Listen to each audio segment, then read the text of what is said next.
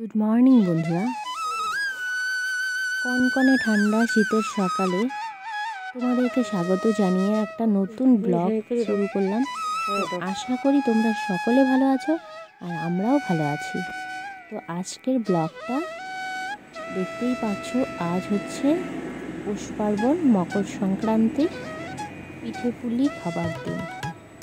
আর আজকের দিনে আমি বহু বছরের একটা নিয়ম ভেঙে দিলাম।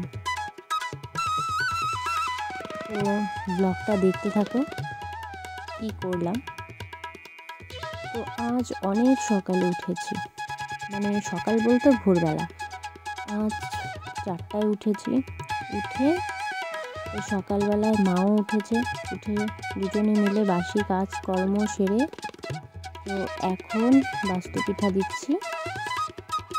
তো তুলসী তলায় দিচ্ছি। প্রথমে উঠোনের মাঝখানে দিতে হয়, তো সেটা যখন দিচ্ছিলাম তখন তো ভিডিওটা করা হয়নি। তো সূর্য ওঠার আগেই এটা দিতে হয়, তাই আর কি আগে ওটা দিয়ে নিয়েছি। যদিও এখনও সূর্যের কোনো দেখা নেই, কেবলমাত্র 4:45 বাজে।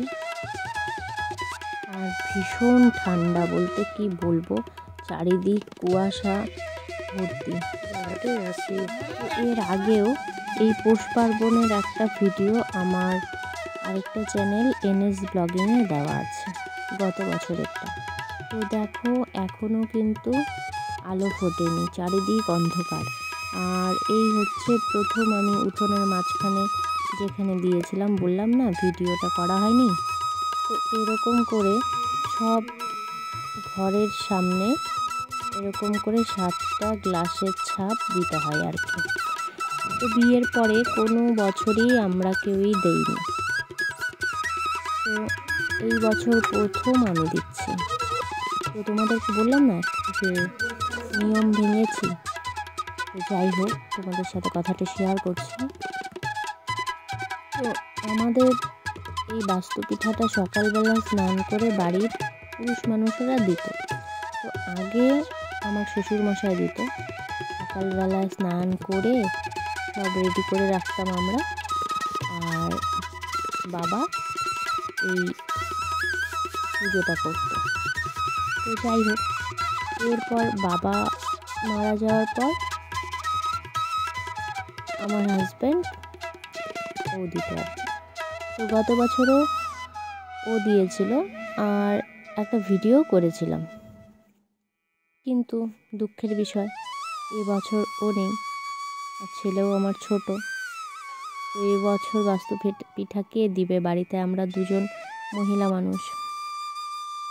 তো মাকে বলছিলাম যে এবারের বাস্তু পিঠেটা কে দিবে। তো মা বলছিল যে যখন কেউ নেই তখন তো আমাদেরই দিতে হবে, তোমার কিংবা আমার। তো যাই হোক, এত সকাল সকাল মা স্নান করবে, মার শরীরটাও ভালো নেই। তো আমি বললাম যে ঠিক আছে, আমি স্নানটা করে আমি না হয় দিয়ে দিই। তো তাই আর কি, তোমাদের বললাম না যে নিয়মটা ভেঙেছি। তো আমি আজকের এই বাস্তু পিঠেটা দিলাম। তো যাই হোক, কোনো অসুবিধা থাকলে পরে যদি বাড়ির বড়রা বলে যে দিতে পারবা বা করতে পারবা, তো মনে হয় সেটাতে কোনো ভুল হয় না। তো যাই হোক, মা যেহেতু বলেছে, তো এখন থেকে আমিই দেব। তো যাই হোক, এই পৌষ পার্বণের দিন সকালবেলায় তোমরা কে কখন উঠে এই বাস্তু পিঠাটা কীভাবে দাও অবশ্যই কিন্তু কমেন্ট করে জানাবে। তো এখনও পর্যন্ত কোনো পিঠে করা হয়নি। ওইগুলো কমপ্লিট করে তারপর আবার পিঠে করতে হবে। আর এদিকে ছেলে ঘুমিয়ে আছে, তো ও আবার জেগে থাকলে হবে না। তো যাই হোক, আমার সব ঘরের সামনে দেওয়া হয়ে গেছে। দেখো এখনও কিন্তু অন্ধকার চারিদিকটা। তো যাই হোক, ভাবলাম যে না, একটু অন্ধকারটাও একটু ভিডিও করে রাখি, তোমাদেরকে দেখাবো। ওই দেখো সূর্য মনে হয় উঠছে, একদম একটু একটু লাল লাল দেখা যাচ্ছে। আর চারিদিকে কুয়াশা, তখনও সেরকম কুয়াশা পড়েনি, সকালবেলা যেরকম কুয়াশাটা বেড়ে গেছিলো আর কি। তো চারিদিকটা অন্ধকার, রাস্তার লাইটগুলো দেখা যাচ্ছে, তো সেটারই আলো। তো সব ঘরেরটা দিয়ে তারপর আমি রান্নাঘরের সামনেরটা দিলাম। তো এখন আমি পুজো দিব আর কি। তো ঠাকুর ঘরে জল ঠল নিয়ে রেখেছি, তো এখন পুজো করব। আর এদিকে আমার মোবাইলেও একদম চার্জ নেই। ভাবলাম যে সকাল সকাল স্নান হয়ে গেছে, তাহলে পুজোটা দিয়ে দিই। তো মোবাইলটা চার্জে দিতে গিয়েছি, এমন সময় আমার ছেলে উঠে গেছে। তো দেবরাজের ঘুম ভেঙে গেছে, উনি তো আর ঘুমোবেন না। তো যাই হোক, পরে মা পুজোটা দিয়ে দিয়েছে আর আমি ওকে আবার ঘুম পাড়িয়েছি। আর এদিকে মা পুজো দিয়ে দেখো সাদা পিঠের জন্য গোলা রেডি করে ফেলেছে। তো রেডি করছে আর কি ওই সময়। আর বেশি কিছু যদিও পিঠে করব না, অল্পই গুঁড়ি করেছি। আর এদিকে সাদা পিঠে হয়েছে কোনো রকম, আর মা গরম গরম চা করলো। আর সকালবেলায় সাদা পিঠে দিয়ে পিঠা খাচ্ছ, খাও, মা দেখব।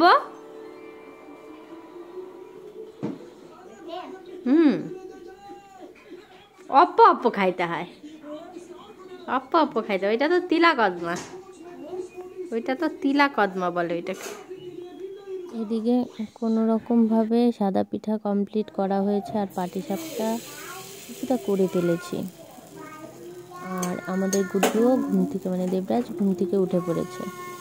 তো যাই হোক, আজকে পাটিসাপটা করতে গিয়ে যা নাজেহাল হয়েছিলাম, মানে কি বলবো, একদমই পাটিসাপটাগুলো হচ্ছিল না।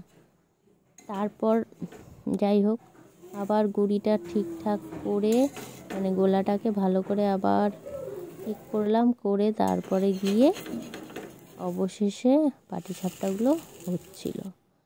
তো যাই হোক, পিঠে যদি না হয় ঠিকঠাকভাবে প্রচণ্ড রাগ উঠে যায়। তো যখন যাই হোক এই পিঠেগুলো হচ্ছিল, তখন খুবই ভালো লাগছিল, মনে হচ্ছিল যে আরও বানাই আরও বানাই। তো যাই হোক, পিঠে পাটিসাপটা আর সাদা পিঠেই সকালবেলা করলাম। তারপর সকালবেলার রান্নাটা সেরে নিলাম, সেরে নিয়ে কাপড় চোপড় সব ধুয়ে নিলাম আর কি। আর যে ছেলের জামা কাপড়গুলো ছিল ওগুলো সকালবেলা ধুইনি। আজ তো সকালবেলায় অনেক সকালেই স্নান হয়ে গেছে। তো তারপর রান্নাঘরের কাজেই ব্যস্ত ছিলাম, আর ওগুলো ধোয়া হয়নি।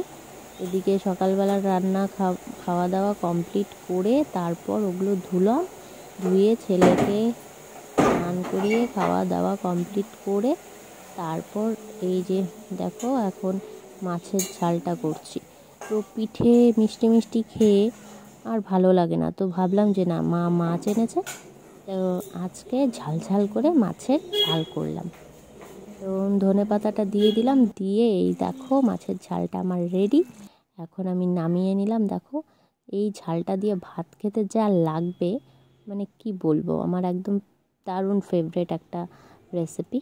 তো তোমাদের সাথে অন্য কোনো দিন শেয়ার করব। তো এখন দেখো রান্না টান্না কমপ্লিট করে গ্যাস ট্যাস মুছে তারপর আমি দুধ জাল দিতে বসিয়েছি। আর এদিকে ছেলে ঘুমাবে বলে পুরা চিৎকার শুরু করে দিয়েছে, তো ঘুমাবে। এখন ভাবলাম যে না, তাড়াতাড়ি দুধটা জাল করে নিই, নয়তো আবার জমে যেতে পারে। তো সন্ধ্যাবেলায় মা আবার দুধ পুলি করবে, তো ওগুলো আবার বানাতে হবে। চলো এখন আমরা ঘুমো দিব। আরেকজন ঘুমানোর জন্য রেডি। ও পারি না, ব্ল্যাঙ্কেট গায়ে দিবা না।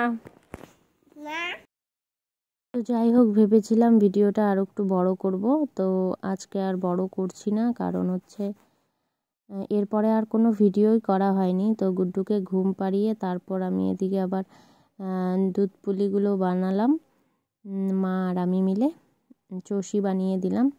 তো ওগুলো সন্ধ্যাবেলায় মা বানালো, তো ওগুলো আর ভিডিও করা হয়নি। তো যাই হোক, আজ এই পর্যন্তই, আবার কালকে দেখা হচ্ছে। তো সবাই ভালো থেকো, সুস্থ থেকো, সবাই মজা করে পিঠে পুলি খাও। তো সকলকে পৌষ পার্বণের অনেক শুভেচ্ছা, অনেক ভালোবাসা রইল।